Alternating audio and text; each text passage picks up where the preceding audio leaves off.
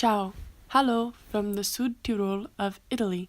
My name is Abby Bucher, and today I would like to give a presentation titled The Stairs of Hierarchy in Traditional Architecture. The phrase stairs of success holds an interesting place for this discussion, since literal stairs actually impede success for many Americans. For this presentation, we will visualize the components of this phenomenon as we discuss the stairs of hierarchy.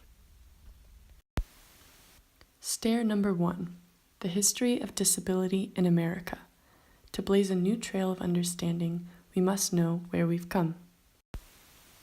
Though people with disabilities are the largest minority group in the U.S., they are seldom included in the weaving and telling of the American story.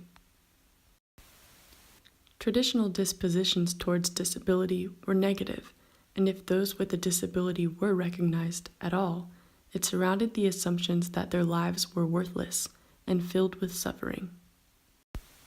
This manifested in the move towards eugenics in the early 20th century. Eugenics is characterized by the belief in the possibility of improving the qualities of the human species by discouraging reproduction of persons having genetic defects or presumed inheritable undesirable traits. Ideologies employed by classic philosophers like Aristotle to renowned politicians like Justice Holmes enforced these attitudes. Disability has traditionally been connotated with inconvenience, inadequacy, poor character, low intellect, and lack of humanity. Stair number 2, interpreting disability today. 1 in 5 Americans, about 57 million people, have a disability of some kind. 33 million Americans have a physical disability that makes it difficult for them to carry out daily activities. 2.2 million people in the United States depend on a wheelchair for day-to-day tasks and mobility. 6.5 million people use a cane, a walker, or crutches to assist with their mobility. Disability in mobility can either be congenital or acquired with age, disease, or temporary broken skeletal structure. While utilizing various disabilities as one common identity potentially grants the group a larger voice, there's no reason that those who live with mobility impairments should be deemed any less significant.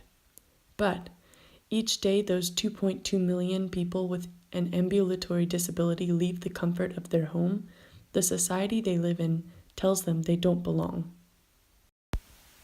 A recent study conducted by Ho, Dahl, and Kroll aimed to describe the perceived impact of living environments on health from the perspective of adults with physical disabilities.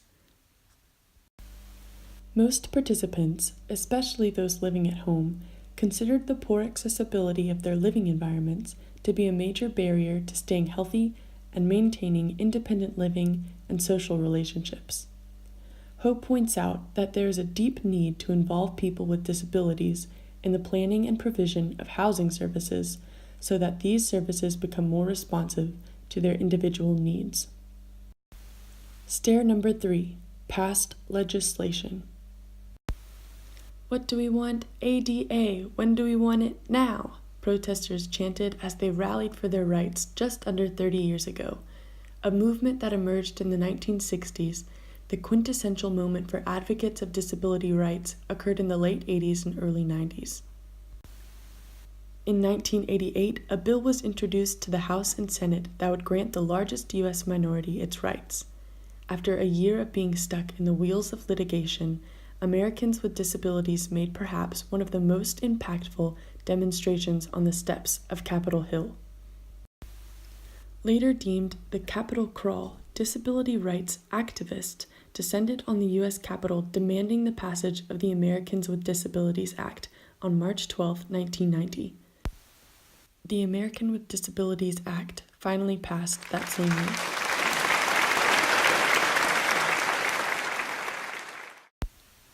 Stair number 4, current legislation. The ADA is divided into 5 sections that relate to different areas of public life: employment, state and local government, public accommodations, telecommunications, and miscellaneous. The most recent amendment to this act was in 2008. This changed the terminology and language surrounding employment. Most opposition in the realm of architecture occurs in response to Title III of the Act, non-discrimination on the basis of disability by public accommodations and in commercial facilities. This title sets the minimum standards for accessibility for alterations and new construction. This includes over 5 million private establishments and commercial and non-residential facilities.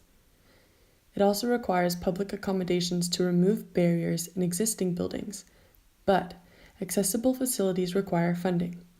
This is where the battle between corporate efficiency and person begins. Stair number 5, the privilege of ability. Though within the last decade, access for people with disabilities to public buildings has received more political attention, discrimination still blatantly persists in the form of an inaccessible built environment. Deal writes that subtle forms of prejudice remain and may be highly damaging to the achievement of the vision of disabled people being respected and included as equal members of society.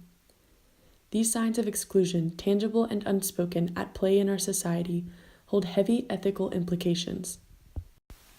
The most glaring and fundamental of these barriers lies within the architecture of our public spaces. When one's built environment prohibits them from recognizing and sharing their value with our society, it becomes an ethical issue. Ableism is woven into the fabric of the United States, contributing to the construction of a physical world that rewards those with like abilities and discriminates against those with unlike abilities. A study completed in 2017 found that federal ADA Title III lawsuits increased by 18% in the span of this past year. People with disabilities are claiming their rights by bringing attention to this institutionalized devaluation of their bodies and worth through the standards of public space. Stair number 6, solutions and resolutions. People with disabilities are having to confront hostile built environments, ones where access to buildings, streets, and places is often impossible in their daily routines. Inaccessible structures are characterized by a thoughtlessness of design, planning, and empathy in public and private buildings. A study conducted in 2014 in Virginia found that only 27% of businesses had zero architectural barriers to individuals with disabilities. If you can't even get into the building, how are you supposed to create a more accommodating world for the future and disrupt the systems of power that continue to oppress you? The State Department's Special Advisor for Disability Rights, Judy Heumann, once said, "Disability only becomes a tragedy when society fails to provide the things we need to live our lives." The relationship between the built environment and the human body is rarely considered explicitly in contemporary architecture. The consideration of this, the integration of persons with mobility disabilities into decision-making processes, and the institution of ADA training workshops for business owners has the potential to create a deeper space of inclusion and a richer understanding of what architecture is.